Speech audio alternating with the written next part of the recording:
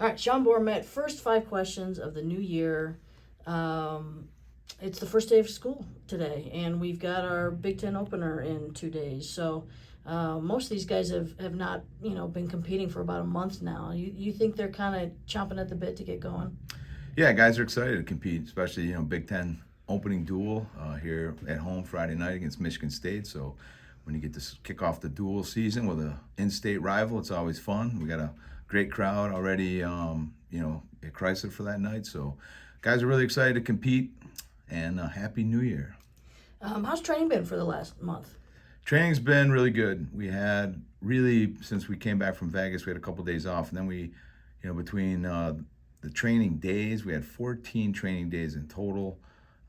That included like a break. Guys went home for about 6 days over break, and that includes some off days. So 14 actual hard training days on the mat. I think the guys responded really well, and we've spent a lot of minutes just in the same areas of concentration we've sort of been working all season. But we were able, since we weren't competing, we were able to do it in more high pressured situations in the room where it was a lot more live, a lot more volume in those areas.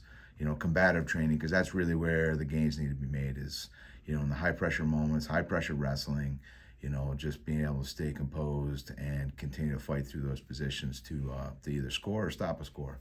So we spent a lot of time in those, and I thought the guys did a great job. They put a lot of hard work in, and they sort of poured themselves into that training, and I think that also contributes to why they're really excited to compete this Friday night.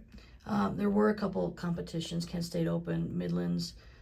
We had a handful of placers at both of them. Sergio won Kent State. Sergio and Joe Walker both took third at Midlands. How nice is it to see those guys kind of get out there and compete?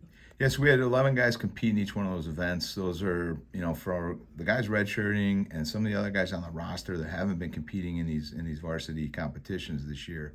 Those are really valuable minutes, very important minutes competitively for them to continue to compete, give them a huge purpose to train, make sure that they're staying ready. We're sort of, as we enter these seasons, there's always illness, injury this time of year. So we talked about it just yesterday that everyone's got to be ready to compete within a day's notice, with injury, illness, that kind of stuff going around. And having those competitions over the break for all those guys was really valuable. I know they enjoyed competing, and they definitely took a lot away from those valuable minutes. We've had a couple moving parts to the lineup. A couple guys got healthier. One guy went down. So what are some of those changes that fans can expect?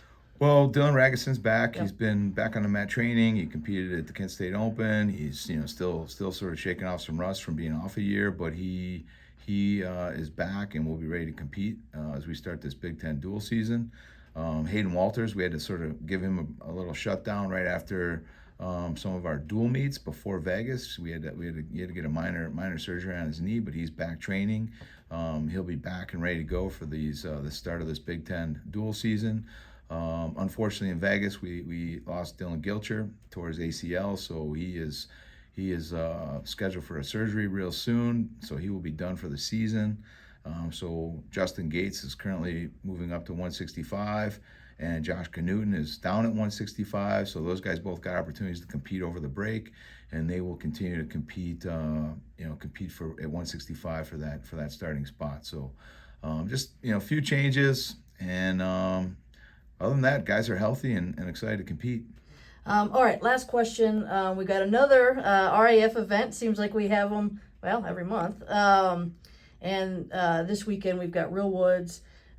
He's got a rematch with Jordan Oliver. What do you think some of his big takeaways are that he can improve on in this rematch on Saturday? Yeah, I think the biggest thing for Real is he's just got to stay locked in on creating scoring opportunities and attacking points and doing that consistently from start to finish in a match. He's so capable, and against high-level opponents, Jordan Oliver is very experienced, very good. You got to be strategic, and you have to create good scoring opportunities and put yourself in position for great attacks and great finishes. But there's a certain mindset you do that with, and I think Real will be a lot more dialed in to doing that consistently throughout that match. And I think that'll be the difference. But I know he's really excited to get that match back and opportunity to take that belt back.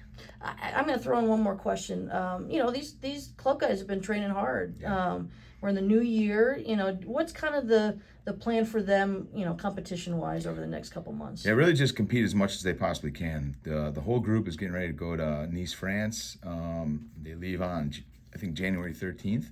They'll be competing over there in a tournament, and then they come back, and then in February they'll be heading over to Albania for a ranking series event. So, this time of year we just want to get those guys competing a lot. They're training, but they need to compete a lot. We try to, ideally get these guys 25 to 30 matches throughout a competition cycle in a year. So I'm excited for them to have these opportunities, and I know they've been training hard and are looking forward to them. All right, Sean, thank you. Go Blue. Go Blue.